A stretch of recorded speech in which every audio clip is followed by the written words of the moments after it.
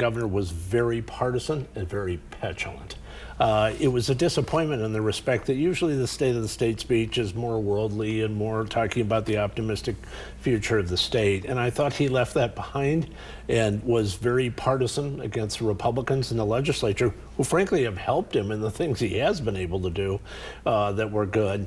And petulant in that, you know, he only has 9 months left, 10 months left. And so to do that in his closing 10 months after an 8-year term, I thought was a lost opportunity for the governor. So you're saying the message of the year of the neighbor wasn't conveyed in that speech? Yeah, I didn't think so at all, really. Most of the legislators I talked to thought that it was kind of an affront to the legislature. And, you know, generally I think, you know, both sides have their partisan interests, but I do think there are folks that want to work together on some issues, and the governor didn't really show that in that speech.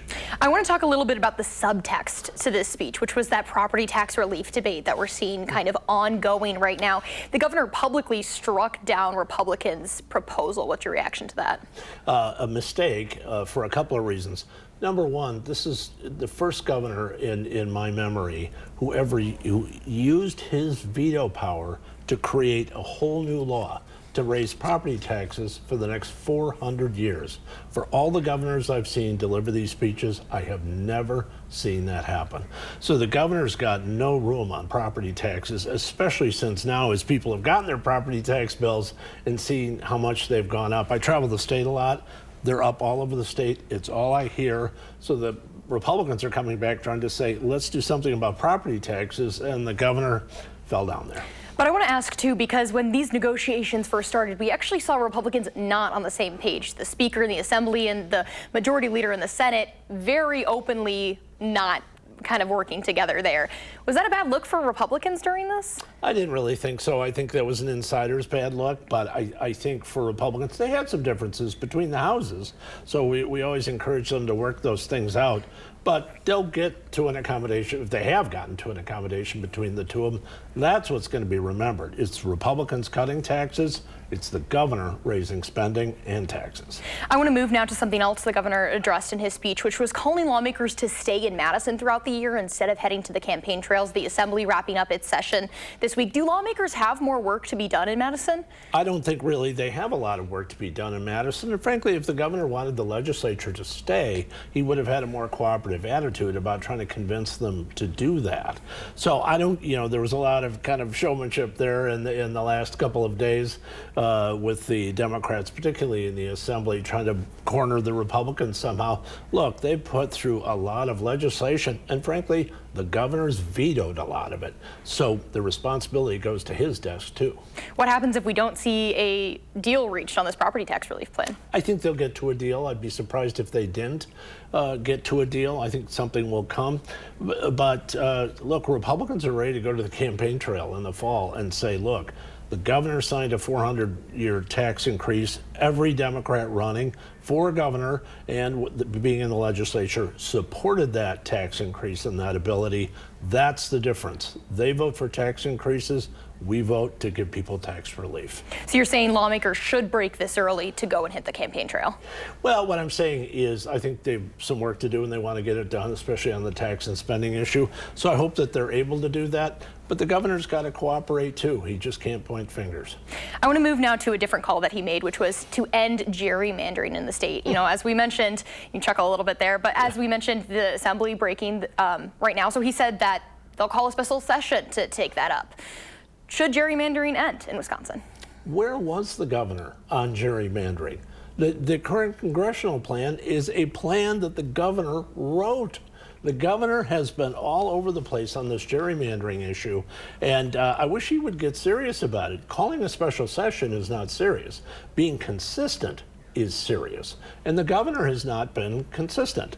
So I don't, you know, it's fine to talk about gerrymandering, but having been around for the last 3 reapportionments, I'm aging myself, for the last 3 reapportionment, the Democrats have done plenty of gerrymandering.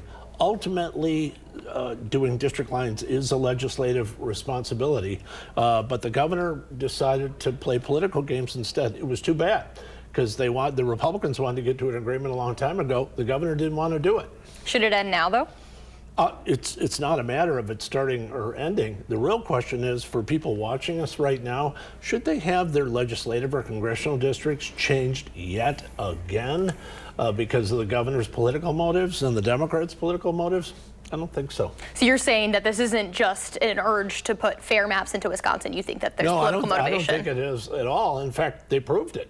When the last challenge to one of the maps came out the day after a liberal won a Supreme Court seat, and the liberal groups who are now claiming they're for fair maps immediately went to the Supreme Court. So I've been around the gerrymandering issue for a long time, and the Democrats are so bad on this issue and so inconsistent on this issue. But frankly, nobody watching us right now, they're worried about taxes, they're worried about crime, they're worried about spending. They're not worried about maps. Do you think that the legislature will just gavel in and gavel out on this issue? I don't. I think they have some issues they want to clean up. I know there's a pretty full calendar here this week. So if they don't get to the gerrymandering issue, what they call the gerrymandering fair maps issue, I'd love to debate the Democrats on the maps issue any day of the week.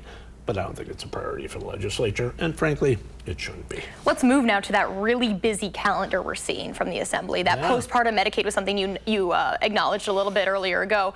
What's your thoughts about that? That has pretty broad bipartisan support. I think it does, and it should. I'm glad they got to an arrangement where they could put a bill together. That's the way it ought to work if they can, if people can come together and put some legislation together. So I was glad they did that. They have a busy couple of days here. I know they have dozens of bills, which typically happens towards the end of a session. You clear out committee bills that are hanging around in committees or have been on the floor and not quite made it to a vote. So the Republican legislature is doing a lot of work. I suspect they'll be doing a lot more as the week ends here. But I've never been one to think that having the legislature hanging around Madison for longer than usual is a good thing. It's usually good to get them out of town. Now, the Speaker has been openly opposed to this postpartum Medicaid expansion. We're one of 2 states that hasn't done that yet. Are you saying he's in the wrong there to not want to expand this? I'm not saying he's in the wrong. I just think that a group of Republicans and other folks in the legislature thought it was time to address that issue. We'll see how that works out as the week goes on. But I know there's been a lot of call to it, so we'll see. Another bill that's gotten a lot of media attention is this online sports betting bill. We heard during the State of the Tribes a couple of weeks ago, the tribes calling lawmakers to pass that. Does it seem like it'll get through the Senate now? Yeah, hard to say. I will say the fact that they have scheduled it, or they seem to have indicated they may schedule it on the floor in the Assembly, would tell me if they're going to announce a vote, they probably have the votes, in one house anyway. I don't know if it gets through the other one or not. I know it's a big issue for a lot of folks, but do they get to a final resolution? I don't know. It's hard to tell.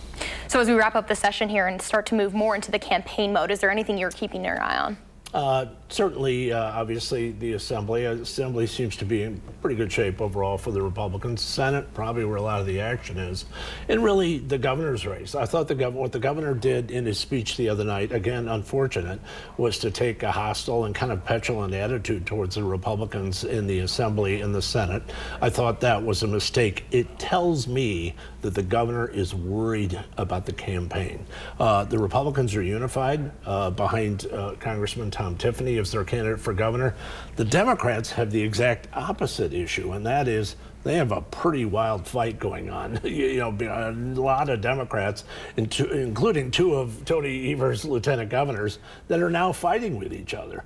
And so what happens in a Democrat primary, when they fight with each other, they tend to go to the left. They tend to go more and more to the left wing of the Democratic Party. Look, 37% of the state Democrat vote is in Madison and Milwaukee, 2 pretty liberal places, I think, by anybody's account. And so that drives them farther and farther to the left, which makes it harder and harder for them to win in November. So the fight, now they're openly fighting between the county executive in Milwaukee County, between the 2 lieutenant governors.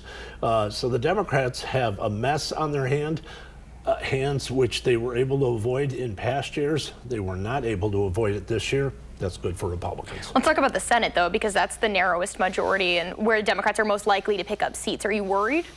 Oh, sure. I think the Senate will be very close. Speaking of maps, new maps. And so I think the Senate will be close. I'd be surprised if it weren't by one vote, one way or the other. But the Republicans are much more confident. I think it's kind of gotten into the political lore that the Democrats are going to take over the Senate. I'm all over the state. I don't see that. I see the Republicans keeping the Senate, may only be by one, but I see the Republicans keeping the Senate and keeping the Assembly as well. So you're confident in almost a trifecta between the three branches? I'd love to see that. That would make my job a lot easier, but I will tell you, in terms of the issues we see out in the public on taxes, on spending, on what's going on in the schools, those issues, that issue set favors Republicans and does not favor Democrats in the state right now. So it's helpful for Republican candidates. That's all I have for you this morning. Thanks for joining us.